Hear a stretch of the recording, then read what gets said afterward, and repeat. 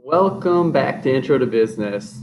At our last class, you guys dove into our introduction to online simulation. If you recall, the point of this was to expose you to some of the key vocab and stuff that you will eventually see in our online simulation. You took the pretest and then signed up for Glacier Peak. If you have not done that, make sure that you do today. Today, we are going to hop into our intro to entrepreneurial thinking. The point of this is to generate an idea that can create a product or service that we can use in our online launcher. And this again is our simulation that you will eventually be getting into and creating a business. Before we do that though, I want to walk you through a quick brainstorming activity that you can use to find a problem that exists maybe in your school, your neighborhood, or the larger communities that we live in versus trying to think of a product or service to start. So this is a brainstorming session that I want you to walk through steps 1 and 2 so that you don't have to overthink and get frustrated. So rather than you generating the idea, I want you to ask your family, friends. You could post this on social media if you wanted, but think of these 5 questions.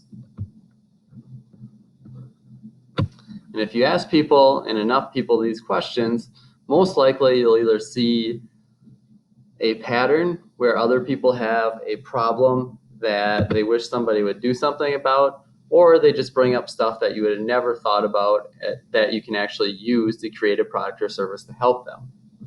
Once you kind of have a few ideas or problems from people, what I want you to do is walk it through these next questions. And again, this is just a brainstorming session, but at this point, you're now trying to think of a solution. Okay, so when we say pain points, those are things that frustrate people or just slow things down. They're inefficient. They could be a lot of things, but they cause people some pain. And that's why we call them pain points.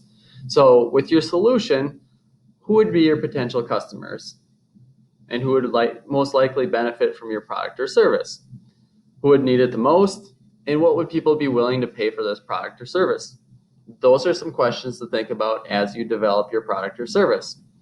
Once you're through that, what I'm going to ask you to do is simply complete the assignment below. And to do this, I just want you to copy and paste from preparing to start your business down through question 7. Copy that and then paste it in the text box entry that you have, and then answer the questions. Now, as you start to look at these questions, you're probably going to be like, oh, what's Thurl looking for? To help you on these questions, I created this guide. This guide, you will see, has all directions as far as what is Thurl looking for. So as you need to name your business, go through and read this part. As you come up with a mission for your business, read this part, so on and so forth. Again, when you're done, just hit the submit button and I will take a look at that. I would like you to have this done. You'll have 2 days to work on it. So before we start our 3rd class period this week, I'd like you to have this done. If you have any questions, feel free to email me. I'm happy to hopefully answer them in the email. Otherwise, we can hop on a Google Meet. Thank you.